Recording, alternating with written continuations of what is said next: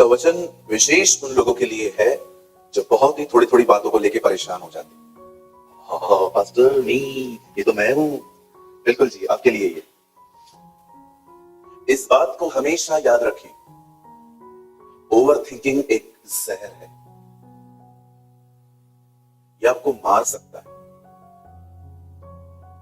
किसी भी चीज को लेके इतना सोचते रहना, हर एंगल से सोचना, हर तरह से सोचना, it's not good for health and it's not good for you. आप जानते हैं,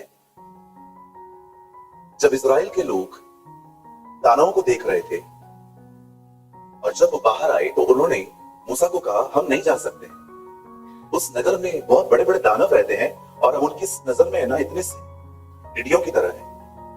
आप बिलीव कर सकते हैं, किसी दानव ने उनको धमकी नहीं दी थी, किसी दानव ने उनको ये नहीं कहा था कि पैर को रख के दिखाओ। लेकिन पता है उनका प्रॉब्लम क्या था? दानव को देख के उनके दिमाग चलने लगे थे। आज बहुत बार कुछ भी होता है ना, इवन किसी और के साथ भी होगा ना, हम सोचना शुरू कर देते। स्टूडेंट सोचते रहते हैं पढ़ाई, कुछ लोग सोचते रहते हैं जॉब, कुछ लोग सोचते रहते हैं सास के लिए, कुछ बड़ी औरतें सोचती रहती हैं बहू के लिए। आप कुछ कभी कभी तो हम लोग कुछ भी सोचते रहते हैं और हम समझ ही नहीं पाते हैं कि एक्चुअली सब तो ठीक है बाहर, प्रॉब्लम है कहां पर? प्रॉब्लम है आपकी सोच में। क्या कर सकते हैं आप, मुझे बताइए? कुछ भी।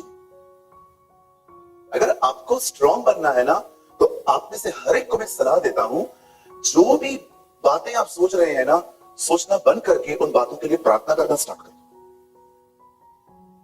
You should pray. अदरवाइज मैं आपको सच्ची कहता हूं, मैं मजाक नहीं कर रहा हूं और मैं नेगेटिव ही नहीं बोल रहा हूं। I speak the truth. जिंदगी ना जहर बन जाएगी सोच सोच के। मैं बहुत लोगों को जानता हूं, ऑलवेज अनहैप्पी दिखते हो मुझे, अनहैप्पी, हैवी लेडन, हमेशा भारी भारी, हमेशा थके हुए। इवन मैं आपको सच्ची बोलता हूं, कुछ लोगों को मैं जोक बताता हूं फिर भी नहीं हंसते। मैं प्रभु को कहता हूं, प्रभु किधर बनाए थे तूने ये? यार हंसते ही नहीं है ये लोग। एक मैं चर्च में गया, उस चर्च ने तीसरे दिन, 3 दिन से मीटिंग ले रहा हूं, तीसरे दिन पे उन्होंने मेरे से दोस्ती की। 2 दिन तक थोड़ा मार मार के तक गया। तीसरे दिन उन्होंने मुझे पूछा, पास्टर जी कैसे हो? मैंने कहा धन्यवाद प्रभु, आज इन्होंने मुझसे बात की है। 2 दिन तक ऐसे बैठे हुए थे पत्थरों की तरह। मैं बोलूं हालेलुया, मैं बोलूं जय मसीह, अरे बात ही नहीं कर रहे हैं, समझ में ही नहीं आ रहा है क्या चल रहा है इनके दिमाग में। कुछ बताओ, हिंदी समझ में नहीं आती है तो कोई और लैंग्वेज यूज करो। आप सोचो, आप एक आदमी के साथ बैठे हुए हो, आप इतनी बातें करते जा रहे हो और वो बंदा, आप सोचेंगे ना यार क्या सोच रहा है, कैसे मालूम पड़ेगा? फाइन, पूछता हूं हाउ आर यू। मैं रिसेंटली चर्च में था, कभी इतना स्ट्रगल नहीं किया है जितना मैंने उधर किया। मैं लोगों को समझ ही नहीं पा रहा हूं, लोग क्या चाहते हैं मुझसे, कोई बात ही नहीं कर रहा है। मैं हंसा रहा हूं, ऐसी मस्त कैजुअल स्माइल। 3rd डे पे वो लोग थोड़ा खोले। 3rd डे पे उन्होंने आके पूछा, पास्टर जी आप कैसे हो? आप बहुत प्यारे हो पास्टर जी। मैंने कहा तू भी बन ना थोड़ा थोड़ा, मैं तो प्यारा है, तू भी बन थोड़ा थोड़ा। फिर लोग आके कहने लगे कोई डिप्रेशन में है, कोई ओवर थिंकिंग में है, कोई अपसेट है, कोई डिस्करेज है, किसी की जॉब चली गई है, किसी का बिजनेस सेट नहीं हो रहा है, किसी की शादी गलत व्यक्ति से हो गई। अब आप हंस रहे हो। हालेलुया। कहिए पास वाले को, भाई अधिक सोचने से कुछ नहीं मिलेगा। बोलो बोलो, बाजू वाले को बोलो बोलो, बोलो कुछ नहीं मिलेगा, आई हुई शांति भी चली जाएगी। आपका पति थोड़ा आपसे साइड में जाके बात करता है ना, ये मत सोचो वो गर्लफ्रेंड से बात कर रहा है, कुछ और भी हो सकता है जी। हमारे दिमाग चलते रहते हैं। और अगर आपकी वाइफ का कॉल आया, वो किचन से निकल के गए, जरूरी नहीं है कि सब बातें आपके सामने। थोड़ा प्राइवेसी दो, थोड़ा ट्रस्ट भी है जो बांध के रखते हो ना लोगों को अपने साथ, है ना? थोड़ा गैप दो चीजों को, फ्रीडम दो थोड़ा सा। हालेलुया, बोलिए यीशु मसीह की। आज मैं बात करना चाहता हूं उन लोगों से जो आने वाले दिनों में यहां पर स्ट्रांग बनना चाहते हैं। हालेलुया। आप विश्वास कीजिए, ये मीटिंग जब भी अपलोड होगी ना, मैं खुद देखूंगा रोज रोज, क्योंकि मैं कई बार कमजोर हो जाता हूं, बहुत बार हम लोग वीक हो जाते हैं। मैं आज भाइयों को बता रहा था, कल ना काउंसलिंग सेशन था, मैं बहुत जल्दी पुणे में भी शुरू करूंगा। हम लोग क्या करेंगे ना, आने वाले दिनों में मीटिंग कितने बजे स्टार्ट होती है पुणे की? 7 बजे। मैं यहाँ पर 5 बजे आ जाऊंगा। जितने भी लोगों को मुझसे मिलना है आप नाम लिखवाइएगा, हर एक को मैं 15-15, 20-20 मिनट दूंगा। उसमें आप अपनी प्रॉब्लम बताओ, आपको किसी चीज पे काउंसलिंग चाहिए, प्रेयर करवानी है, शायद हो सकता है अभी आज से ही शुरू करें। आप मीटिंग के बाद भाई दिनेश से, दीपक से मिलिए, नाम लिखवाइए, फिर मैं जब भी आऊंगा उस दिन आपको कॉल आएगा, आप आइए, हम बात करेंगे। मैं कल की बात बता रहा हूं, मैं कल एक लड़के से मिला, 19.5 साल का लड़का है, मुंबई में रहता है। वो मुझे बता रहा था, पास्टर मेरी मम्मी डैडी का बहुत झगड़ा होता है, बहुत लड़ते हैं लोग आपस में, और मेरे डैडी है ना गालियां निकालते कभी कभी। बोलता है मैं बहुत डैडी को मना करता हूँ, पापा मत करो, मम्मी को मत बोलो। वो कल भी वो मुझे जब बात कर रहा था, कह रहा था, मेरे से भी थोड़ा वो अग्रेसिव हो गया। बोलता है पास्टर आप बोलो, जिसने जन्म दिया है उसके खिलाफ गाली सुनूं मैं? नहीं सुनूं। 19.5 साल का लड़का है, पूरा घर चलाता है, ट्रेलर है बेचारा वो। आप जानते हैं, मैं कुछ समझाना चाहता हूं आपको, बड़े ध्यान से सुनिए। बहुत बार हम बहुत सारी चीजों को लेके घुटते रहते हैं अंदर में, राइट? घुटते रहते हैं, सोचते रहते हैं। मैं आपको कहना चाहता हूं, प्लीज इस अधिक सोचने पर जय पाओ, पीछे पड़ो इस चीज के कि नहीं, आज के बाद किसी भी चीज को लेके नहीं सोचना है। एक चीज और मैं आपको बताना चाहता हूं जो आपको ओवर थिंकर बना देती है, कहिए लोगों के ताने। घर पे आपको किसी ने कुछ कह दिया, क्या दिमाग चलते हैं, ओ हस्बैंड के आने तक मुंह सूझा हुआ रहता है। जैसे वो आया, उसने आपसे आके पूछा क्या हुआ, आपने कहा मां से पूछ अपनी, वो मां के पास गया, बहू से पूछ, और हम लोग सारा दिन घूमते रहते हैं इधर उधर। मुझे बात बताइए, किसी ने कुछ कह दिया, कोई बड़ी बात है? हमेशा याद रखिए, कुछ प्रॉब्लम्स सॉल्व हो सकती हैं, कुछ प्रॉब्लम्स मैनेज होती हैं। सब प्रॉब्लम सॉल्व नहीं होती हैं, कुछ चीजें मैनेज करनी पड़ती हैं और कोई वे नहीं है। मैं आने वाले दिनों में आपको एक टीचिंग दूंगा, कौन सी प्रॉब्लम्स सॉल्व हो सकती हैं, कौन सी प्रॉब्लम्स मैनेज करनी पड़ती हैं। हालेलुया। कई सब प्रॉब्लम्स दूर नहीं होती हैं, मैनेज करनी पड़ती हैं।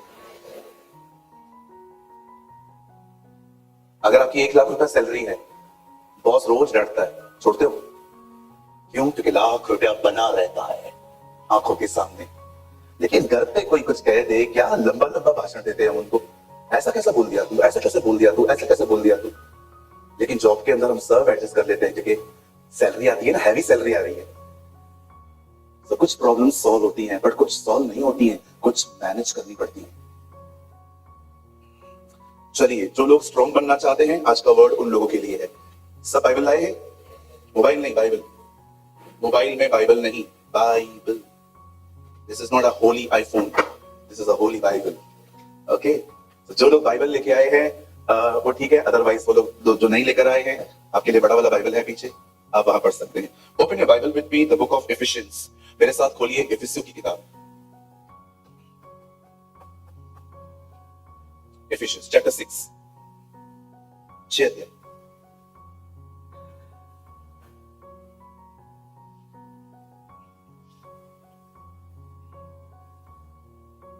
Ephesians chapter 6 और प्लीज लगाइए 10 वचन।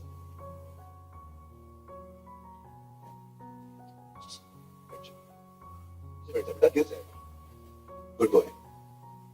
Cheers. Finally be strong in the Lord and in the strength of his might. निदान प्रभु में और उसकी शक्ति के प्रभाव में बलवान बने। 3 गिनूंगा मैं, आप में से हर एक को अपनी अपनी बाइबल में, या आपके पास बाइबल नहीं है तो वहां देखकर जोर से इसको पढ़िए, हिंदी इंग्लिश जो आपको चाहिए। 1 2 3। 1 2 3।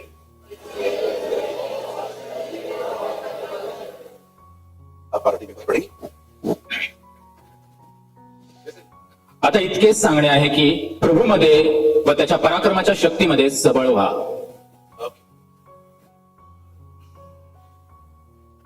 आइए सब सामने देखिए, आइए सब सामने देखिए और ध्यान दें। बाइबल कहती है इजराइल के लोग प्रभु की दृष्टि में गलत करने लग गए। परमेश्वर इतना महान है, वह कभी एक आदमी के पाप को देखकर तुरंत उसे दंड नहीं देता, वो उसे मौका देता है बदलने का, वो उसको चेतावनियां देता है, वार्निंग्स देता है, वो उसे एक्सोर्टेशन देता है, उसको इंकरेज करता है कि तू बाहर आ सकता है। लेकिन जब परमेश्वर ये देखता है कि अब चीजें इतनी बढ़ गई हैं कि इनका लौट आना थोड़ा कठिन हो जाएगा, तब परमेश्वर कुछ निर्णय लेते हैं। ये हो सकता है कि परमेश्वर आपको सुधारने के लिए कभी कभी कुछ निर्णय लेता है।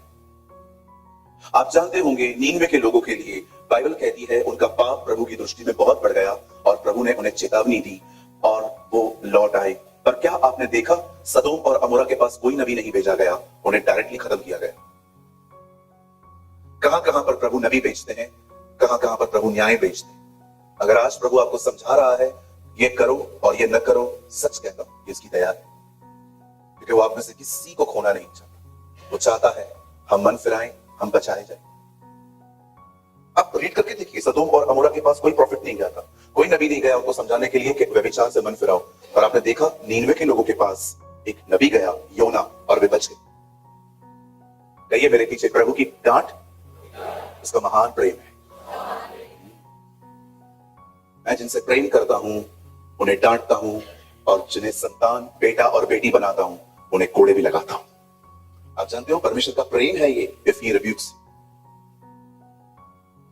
कल्पना करिए एक बाप के सामने अगर एक बेटा सिगरेट पी रहा है और बाप कुछ नहीं कर रहा है। ये मत समझिए कि बाप एंजॉय कर रहा है। ये भी हो सकता है बाप ने गिव अप कर दिया है, अब जो चाहिए कर, वो समझा समझा के उसको थक चुका है। कई बार जब परमेश्वर समझा समझा के एक आदमी को थक जाता है, वो गिव अप करता है। इसीलिए उत्पत्ति में लिखा है, मेरा आत्मा एक व्यक्ति से हमेशा वाद विवाद नहीं करेगा। अब ये मत समझना कि एक गलती, एक गुनाह को लेकर खुदा आपको हमेशा समझाता रहेगा। जी नहीं, वो काफी बार समझाएगा, और अगर वो देखेगा आप सीरियस नहीं हो, वो चुप हो जाएगा। इसीलिए उसकी डांट को हल्का न ले। आप जानते हैं जब इजराइल के लोग नहीं सुधर रहे थे, बाइबल कहती है यिर्मयाह, यशायाह, सब लोग उनको समझा समझा के थक गए। और एक दिन परमेश्वर ने यिर्मयाह के द्वारा उन्हें एक प्रोफेसी दी कि तुम पर न्याय आएगा और एक पूर्व से आएगा। और परमेश्वर का वचन कहता है एक दिन एक राजा आया जिसका नाम था Nebuchadnezzar. He was a Babylonian king. वो आया और उसने उनको सारे लोगों को पकड़ के बंदी बना के ले गया। आप जानते हैं जो लोग चले गए उन लोगों में 4 लोगों का एक ग्रुप भी चला गया जिनका नाम था दानियल, जिसका पहला नाम बलशेसर था। और बाइबल कहती है उसके साथ 3 और लोग थे, शद्रक, मेशक, अबेदनगो। अब आप सोचिए, कल्पना करिए, सारी इजराइल गुलामी में चली गई। कितनी बड़ी संख्या में ये लोगों को हॉस्टेज बना के लेके गए। हॉस्टेज समझते हैं आप लोग? रिसेंटली जब फिलिस्तीन ने इजराइल पे हमला किया तो बहुत सारे लोगों को वो जिंदा पकड़ के लेके गए, मारा नहीं उनको। आपने देखा ये बात? इवन आपको पता है नामान को उसकी चंगाई के बारे में बताने वाली एक लड़की हॉस्टेज जो उसके घर में रहती थी। कई बार क्या होता है, लोग है ना, कुछ लोगों को जिंदा पकड़ लेते हैं और फिर उनको डिस्प्ले पे रखते हैं और अपनी अपनी डिमांड्स करते हैं कि ये लोग जिंदा हैं, हमारे लोगों को छोड़ दो, तो फिर आपके लोगों को छोड़ेंगे।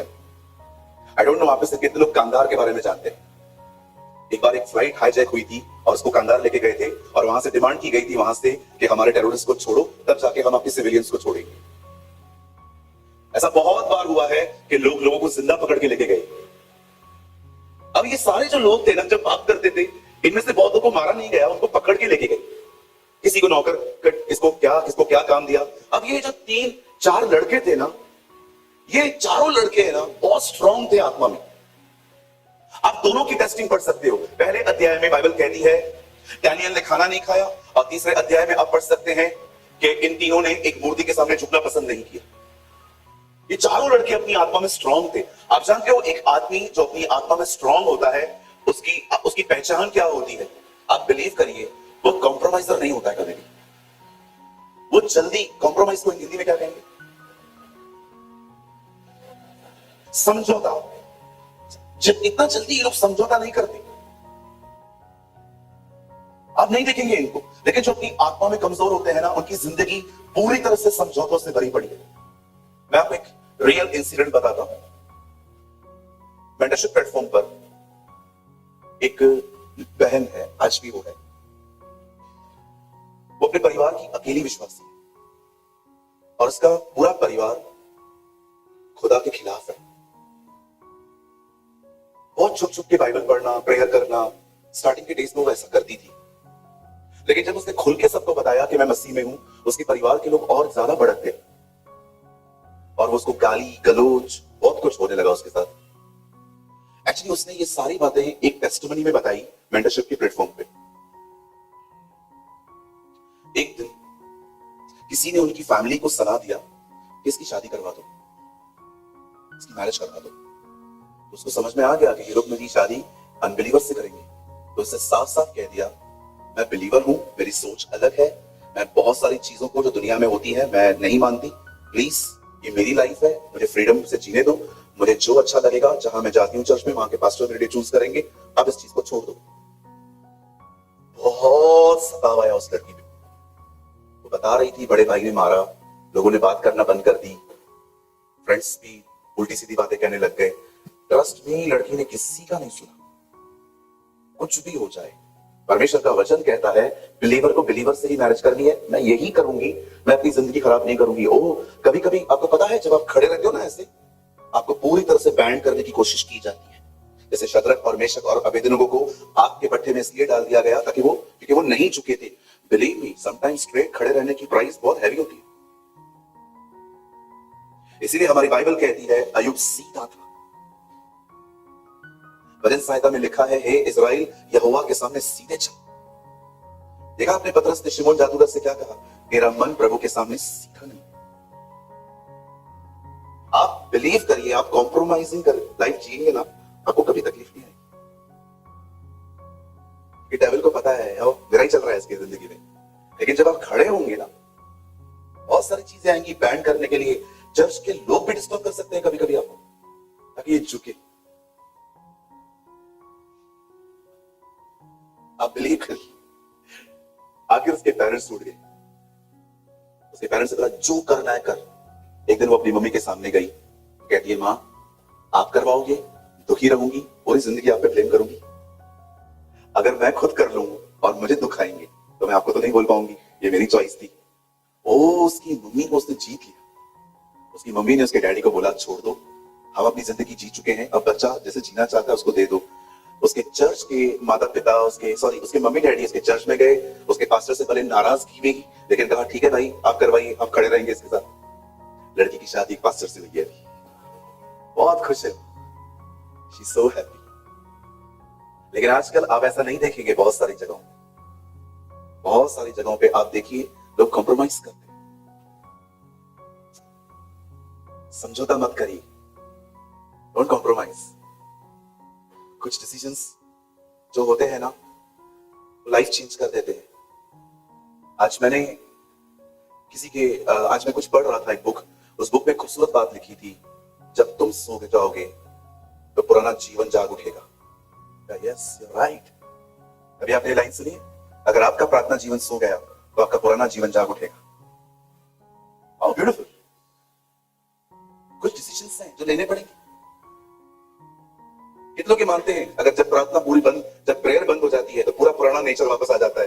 गुस्सा, लड़ाई झगड़े, गालियां, सिगरेट, शराब, लड़कियां, लड़की नहीं लड़कियां। क्यों आएंगी? Because your prayer life is sleeping. चलिए पास वाले को ऐसा कीजिए, बोलिए समझौता मत कर। जैसे मैं बोल रहा हूं वैसे बोलो, समझौता मत कर। Don't live a life of compromise, be strong. पहले विरोध होगा, फिर सब ठीक हो जाएगा। आमेन।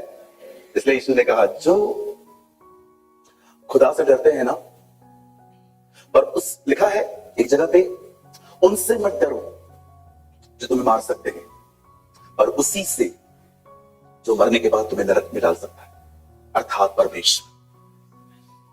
मैं आपको एक चाबी दूं, परमेश्वर का भय हमें सब प्रकार के भयों से आजाद करना है। आइए आगे बढ़ते हैं। आप जानते हैं जब ये 4 लड़के विदाउट कॉम्प्रोमाइज जब खड़े हुए, बहुत कोशिश की गई इनको बैंड करने की। एक दिन मेरी बाइबल कहती है राजा ने ये बात ठान ली लोगों के कहने पर कि हर कोई अब मेरे सामने झुकेगा। कुछ लोगों ने आके राजा से ये बात कही थी कि हम चाहते हैं कि आपके राज्य में लोग आपके सामने झुके, उसके बाद अपने काम पे जाएं। राजा को ये बात अच्छी लगी, ये तो मेरे लिए कह रहा है। और उन दिनों में एक ऑर्डिनेंस पास होता था, उस पे साइन होती थी और राजा ने लिखा है, दस्तखत दे दी कि सब लोग मेरे सामने झुकेंगे। आप जानते हो जब ये बात दानियल को पता चली तो उसने क्या किया? वो डरा नहीं, बाइबल कहती है वो अपने कमरे में गया, ऊपरी कोठरी पर, और उसने प्रार्थना करना शुरू की। आप जानते हो दानियल उस समय दुआ कर रहा था जिस समय दुआ करने की सजा जिंदगी देनी थी। आप बिलीव कर सकते हो दानियल उस समय दुआ कर रहा था जिन दिनों में दुआ करने की सजा ही मौत थी। कितने स्ट्रांग है ना ये लोग।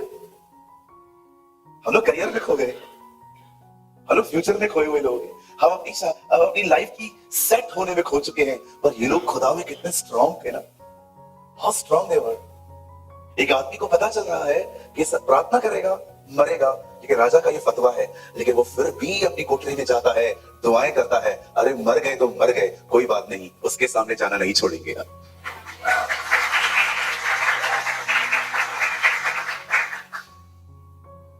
हालेलुया, बोलो यीशु मसीह की।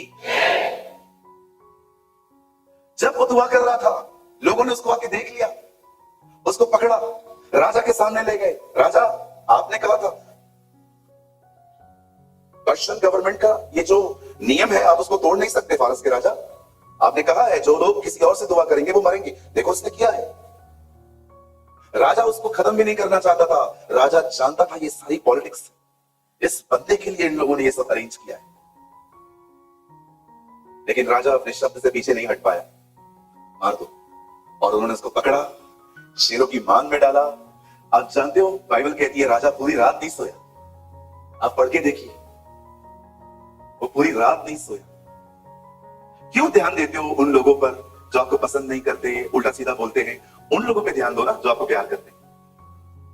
देख रहे हो कितना प्यार करता है वो उससे। पूरी रात जाग रहा था उसके लिए, सोचते सोचते यार ये बंदा क्यों चला गया, यार इसको तो नहीं जाना चाहिए था। मैं आप में से हर एक को कहना चाहता हूं, उन लोगों पे ध्यान मत दो जो आपसे नफरत करते हैं, बुरी बुरी चीजें कहते हैं। उन लोगों पे ध्यान दो जो आपको प्यार करते हैं। आप जानते हैं दानियल, जब बाइबल कहती है मॉर्निंग हुई, राजा उठा, वो खड्डे के ऊपर जाके खड़ा हो गया और ऊपर से कहता है दानियल, दानियल। कौन मरे हुए आदमी को ऐसे पुकारता है? उसको ये कहना चाहिए ना, ओ लेट डैनियल। कभी आपने इस बारे में सोचा है मरे हुए आदमी को ऐसे कौन पुकारता है? और बाइबल कहती है अंदर से आवाज आई, राजा तू चिरंजीव रहे, यू लिव फॉरएवर। देख तेरे परमेश्वर ने अपने दूत भेजे हैं और उन्होंने तेरे शेरों का मुंह बंद करके रखा है। आप जानते हैं आप में से बहुत सारे लोगों ने ये स्टोरी पढ़ी है, लेकिन जानते हो मुझे इस स्टोरी में सबसे अमेजिंग बात क्या लगती है कि जब दानियल को उन्होंने पकड़ा और शेरों ने उसको नहीं खाया, इससे भी अमेजिंग थिंग पता है मुझे क्या लगती है? जब दानियल उस खड्डे की तरफ बढ़ रहा था, उसने किसी से ये नहीं कहा एक मौका दे। उसने एक बार ये नहीं कहा प्रभु मैं माफी मांग लेता हूं, तू दयालु है। वो खड़ा रहा। तुमको डालना है ना, डाल दो। क्या जिंदगी है उसकी। No discourage, no upset, no over thinker, just वो खड़ा है। आप जानते हैं ऐसा विश्वास कहां से आता है? ऐसा विश्वास आता है परमेश्वर को जानने से। ये विल पावर नहीं है कि वो खुद को समझा रहा है जाते जाते, नहीं नहीं प्रभु आएगा आएगा आएगा प्रभु। वो अपने खुदा को जानता था।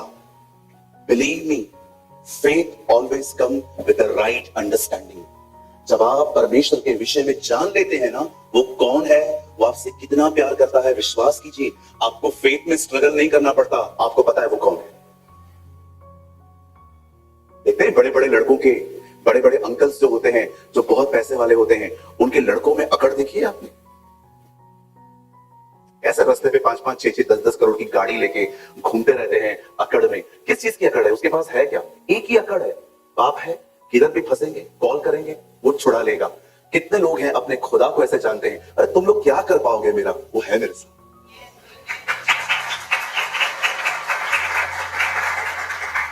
Faith always come with the right understanding. मैं बिलीव करता हूं एक औरत थी इजराइल में, इसने सुना था कि यशाया ने प्रभु को देखा और जो प्रभु के कपड़े थे ना, जो उसका कोर था ना, उससे पूरा मंदिर भर गया महिमा से।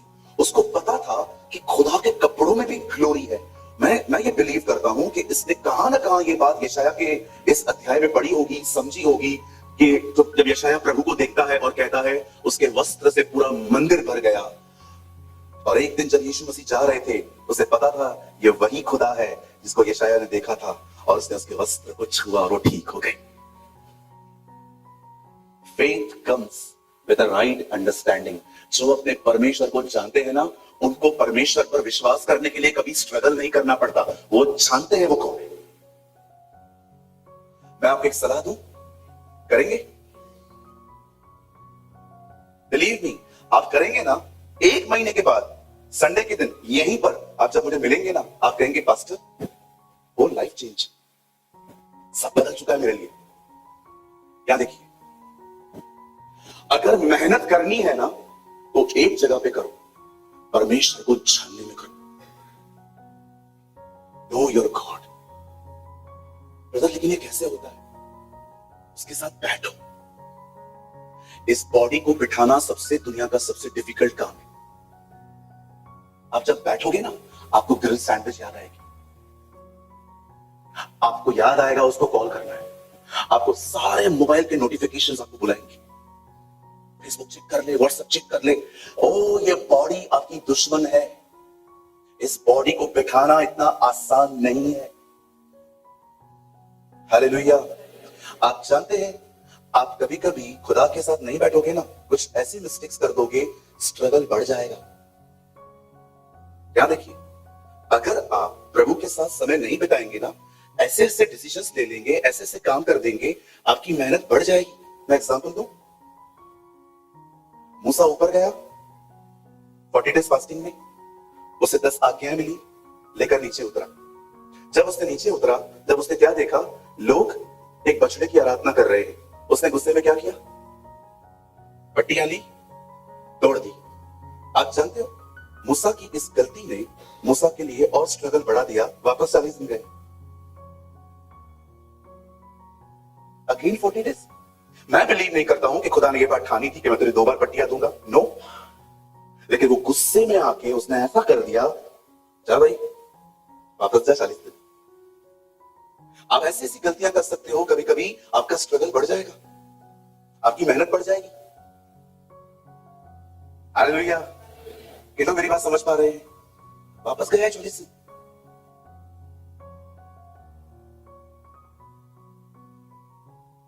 प्रभु को जानो, बॉडी को ना, बॉडी को सब्जेक्शन में लाना सीखो।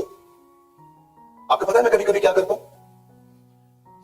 बाइबल पढ़ता हूं बैठे बैठे, मुझे याद आता है छोले भटूरे, मिसल, वड़ा पाव, जंबो वड़ा पाव, जंबो, हरी हरी मिर्ची, लाल लाल चटनी, सब तब याद आता है जब मैं बैठता हूं ताकि मैं उठूं। मैं कभी कभी मैं देखता हूं ना कि मैं बैठा हूं और मेरे दिमाग में ये सारी बातें चल रही हैं, मैं अपने आप से कहता हूं ठीक है, मैं बाइबल नहीं पढ़ रहा हूं ना, कोई बात नहीं, लेकिन मैं इधर से उठूंगा नहीं।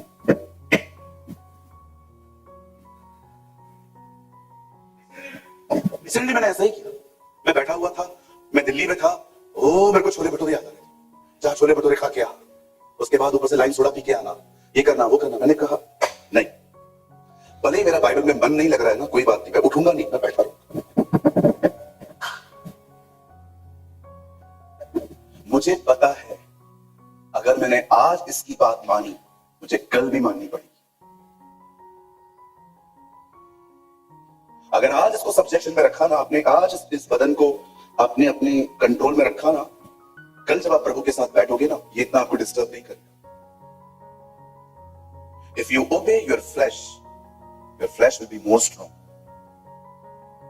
अगर आज अपने बदन की मानोगे ना, कल इसकी मर्जियां, कल इसकी अकड़, कल इसकी इच्छा और भी अधिक स्ट्रॉन्ग हो जाएगी।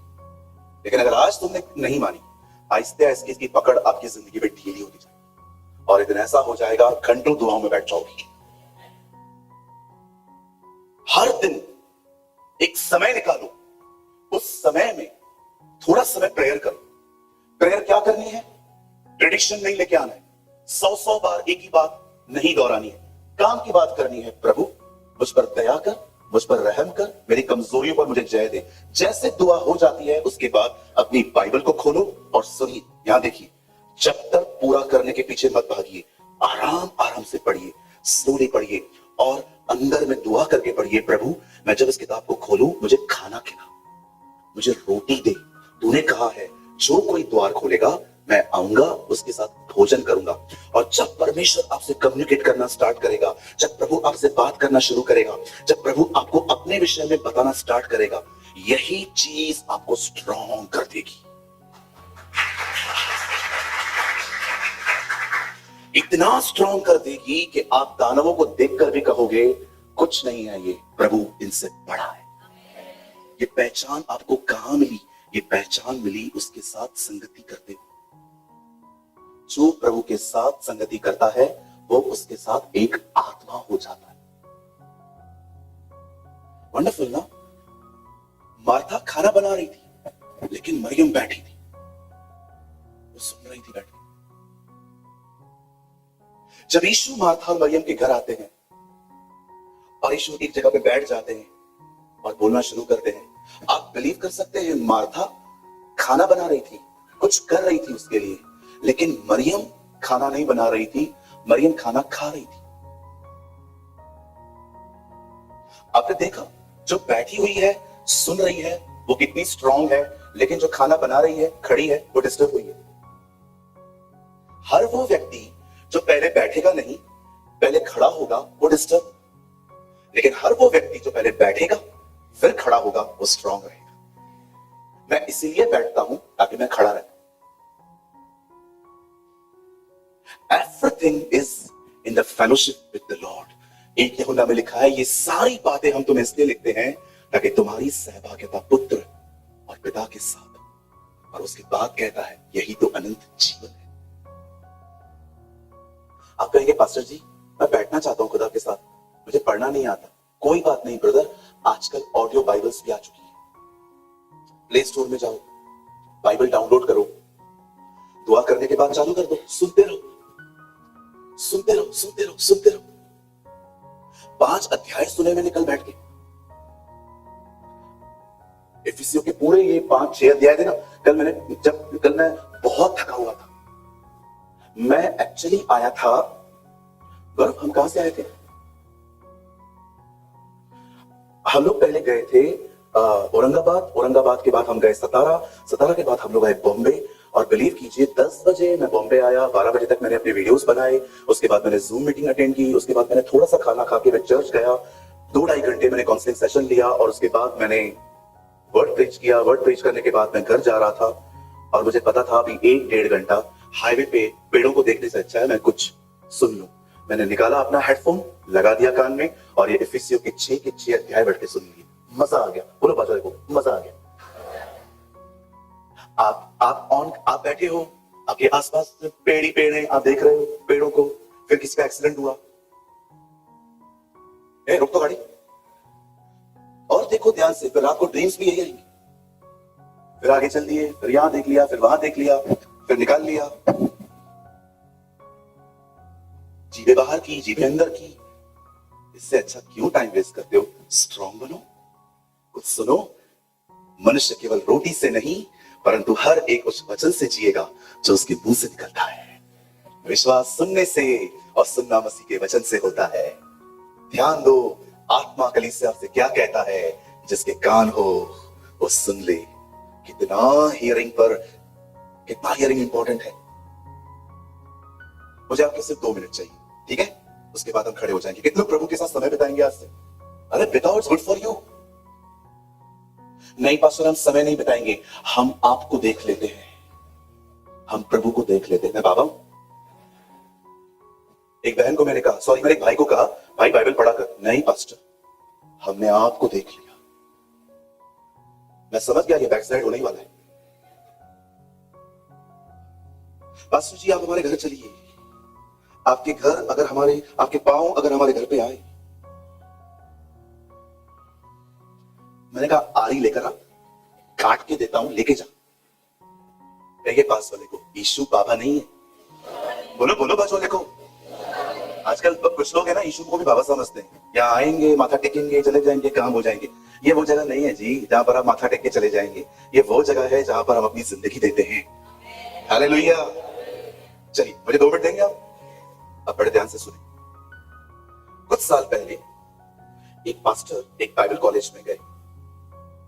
उन्होंने बच्चों से एक बात पूछी, बच्चों मुझे बताओ बाइबल के अंदर सबसे मुख्य शिक्षा क्या है? एक लड़की खड़ी हुई, यस बेटा। पास्टर जी, बाइबल के अंदर सबसे मुख्य बात है एक दूसरे से प्यार करना। Good, but it's not a correct answer. कोई और?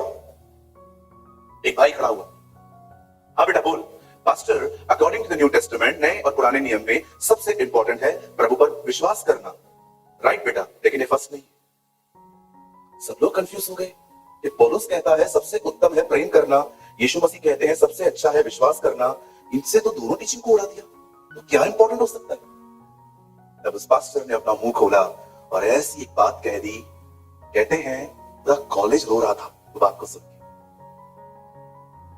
उस पास्टर ने कहा, परमेश्वर के वचन में प्यार बाद में आया है, विश्वास बाद में आया है, सबसे इंपॉर्टेंट है परमेश्वर को सुनना। कैसे? विश्वास सुनने से, सुनना मसीह के वचन से होता है। उस पास्टर ने कहा विश्वास सुनने से आता है। तो पहले क्या इंपॉर्टेंट है? सुनना। व्यवस्था विवरण की किताब में मूसा कहता है, हे इस्राएल सुन, तू अपने परमेश्वर से अपने सारे मन, प्राण, शक्ति, बुद्धि से प्रेम करना। पहले क्या आया? सुन। आपने देखा, एक तरफ एलिया खड़ा था, एक तरफ मूसा खड़ा था। एक व्यवस्था लाया था, दूसरे ने व्यवस्था रिस्टोर की थी। उसके बीच में यीशु मसीह खड़े थे और देखा आपने ऊपर से आवाज क्या आई, यह मेरा प्रिय पुत्र है, इसकी सुनो। वो मतलब अब तुम्हें इन दोनों की सुनने की जरूरत नहीं है, अब मेरे बेटे को सुनो। आप कहेंगे ब्रदर क्या बोलना चाहते हो? क्या देखिए, जब आप उसको सुनते हैं ना, उसको सुनने के द्वारा आप पे प्यार पैदा होता है। जब आप उसको सुनते हो ना, उसको सुनने के द्वारा विश्वास पैदा होता है। कोई भी वस्तु जो उत्पन्न हुई, वो उत्पन्न हुई उसके वचन से। आदि में वचन था, वचन परमेश्वर के साथ था, वचन ही परमेश्वर था। सब कुछ जो आप देख रहे हो वो वचन से उत्पन्न हुआ। हर चीज उसको सुनने के द्वारा पैदा होती है। इसलिए सबसे इंपॉर्टेंट, यीशु ने बपतिस्मा लिया और पहली बात उसने क्या कही? मनुष्य केवल रोटी से नहीं, परमेश्वर को सुनने के कारण जीवित रहेंगे। और सुनने के लिए बैठना पड़ता, बैठना पड़ता।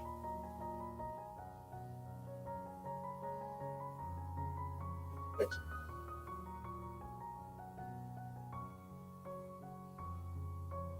हालेलुया, बोलिए यीशु मसीह की। बैठ जाओ उसके साथ मरियम की तरह।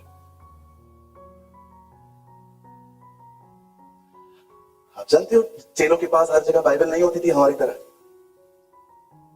कैसे जीते थे? सुनते थे।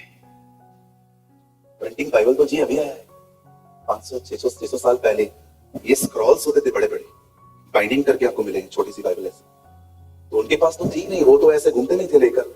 और आप देखो उन दिनों में अमीरों के पास बाइबल होती थी। लिखा है इथोपिया देश का एक खोजा कहां जा रहा था, उसके पास स्क्रॉल था। फिलिपुस ने आके कहा, सर जो आप पढ़ रहे हो उसको समझते भी हो? कॉमन पर्सन के पास बाइबल होती ही नहीं थी, इतनी कॉस्टली होती थी वो। और ये बेचारे तो गरीब थे, ये लोग तो कहते हैं सोना चांदी है ही नहीं। तो भाई आपके पास प्रिंटिंग बाइबल नहीं है हमारी तरह, तो आपको पता कैसे चलता है प्रभु क्या बोलना चाहते हैं? सुनते थे, उसको सुनते थे।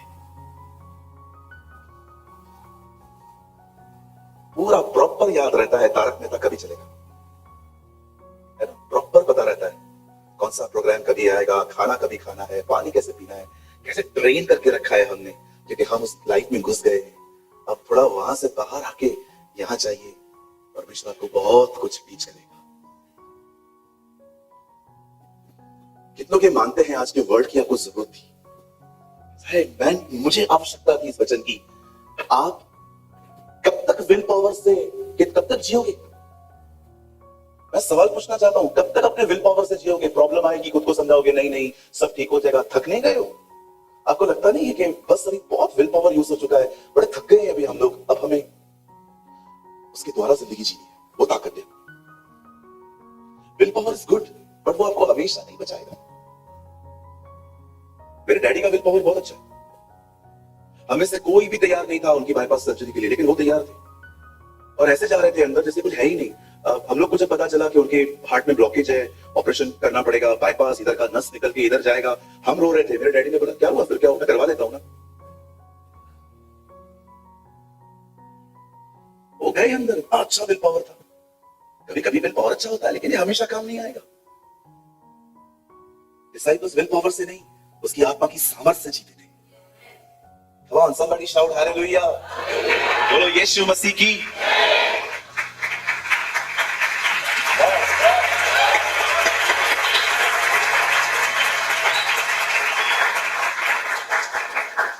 मैं बंद करने से पहले एक लास्ट लाइन कहना चाहता हूं। Brothers and sisters, time is so precious.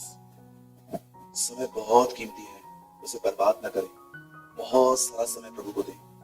Believe me, आगे चल के बहुत जिम्मेदारियां आएंगी। कमाना है, घर चलाना है, बहुत कुछ आएगा। बिलीव मी, जिंदगी ऐसे मुड़ेगी एक दिन, आप बहुत समय बिताना चाहोगे लेकिन आप नहीं बिता पाओगे। लेकिन आपको पता है, अगर मैंने इतना टाइम यहां दे दिया तो पीछे सब मैसअप हो जाएगा। ट्रस्ट मी, अगर आज आपके पास टाइम है, if you are a young person, don't waste your time, don't waste your